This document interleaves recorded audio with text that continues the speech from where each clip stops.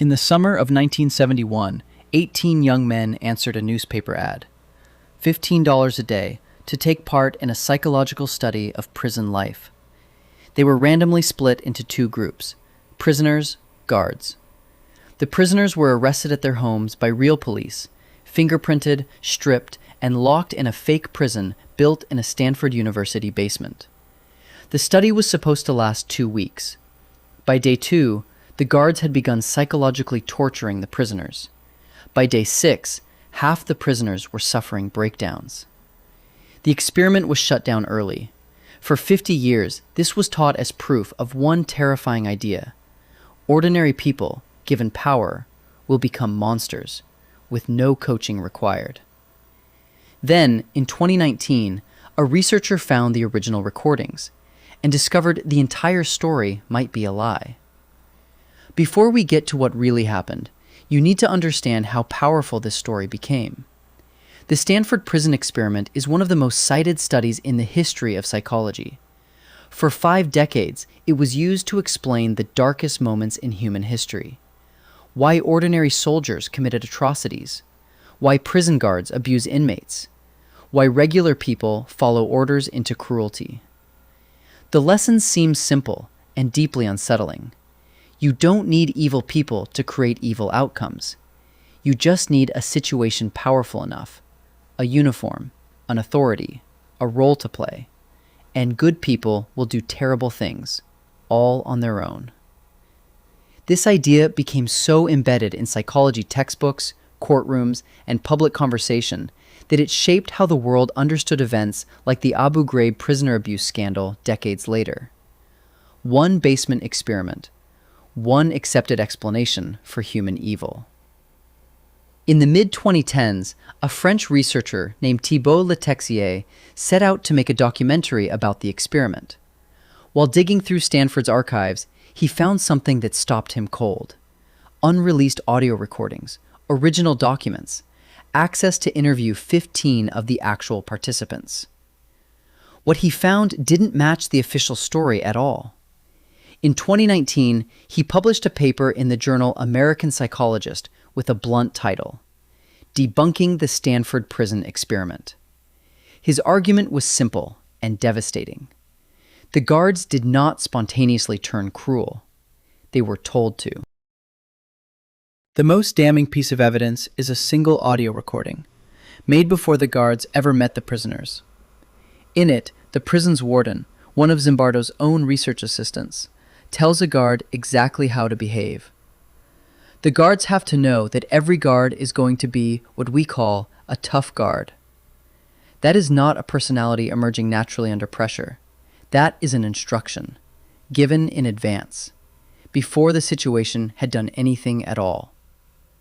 Researchers who later analyzed this same recording, led by psychologist Alex Haslam, put it bluntly: we can no longer airbrush out the role of the experimenters in producing brutality. The guards weren't provided a blank uniform and left to develop their own behavior. They were given wooden batons, mirrored sunglasses, specifically chosen to prevent eye contact and dehumanize the prisoners, and direct coaching on the exact tone they were expected to perform. The experiment's most notorious guard earned the nickname John Wayne for his cruelty. For 50 years, he was presented as living proof, an ordinary college student who transformed into a sadist once given power. In recent interviews, the real story looks very different. He was, by his own description, a laid-back theater student who smoked marijuana and played in a Beatles cover band. He has said in later interviews that he was simply doing an improvised performance, acting the role he believed the researchers wanted, in an experiment he assumed was really about how prisoners would respond, not about him. Even the prisoner whose breakdown became the study's most cited moment of psychological collapse has since said something startling. He has claimed he faked his breakdown because he wanted to leave, and was told a breakdown was the only way he'd be allowed to quit. Not a spontaneous descent into madness. A performance, given by people trying to give the researchers what they expected. Here's the detail almost nobody mentions. In 2002, two psychologists, Alex Haslam and Steve Riker, ran the experiment again for the BBC. Same basic setup, guards and prisoners randomly assigned. One critical difference. This time, the guards were given no coaching at all. The result was almost the exact opposite of Zimbardo's outcome. The guards did not descend into cruelty. In fact, the prisoners grew organized and confident enough to challenge the guards' authority entirely. This wasn't a footnote. It directly contradicted the famous conclusion. Without instructions to be cruel, ordinary people in the exact same prison situation didn't become monsters. The lesson wasn't that power corrupts everyone automatically. The lesson was that people tend to act out the role they believe is expected of them.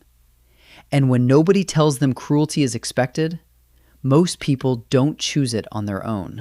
So why did the original story dominate psychology for 50 years, even after the tapes existed? Because it was simpler, and because it was more frightening. Anyone can become a monster is a more viral idea than people often do what they think you want them to do. The first version explains away human cruelty as an inevitable force of nature. The second version is far less comfortable. It suggests cruelty often requires permission, direction, and a system willing to reward it. That's a story about institutions and choices, not just human nature. Here's what I want you to take from this.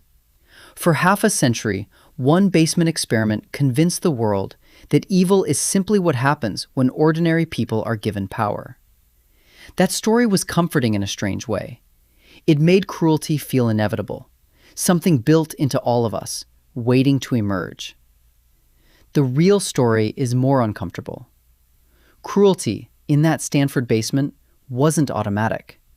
It was instructed, rehearsed, rewarded. And when researchers ran the same setup without those instructions, ordinary people didn't become monsters at all. Maybe the most important lesson isn't about human nature. It's about who's doing the instructing, and whether we're paying attention to that, instead of assuming the worst about each other by default. Subscribe to Human Roots. Comment below.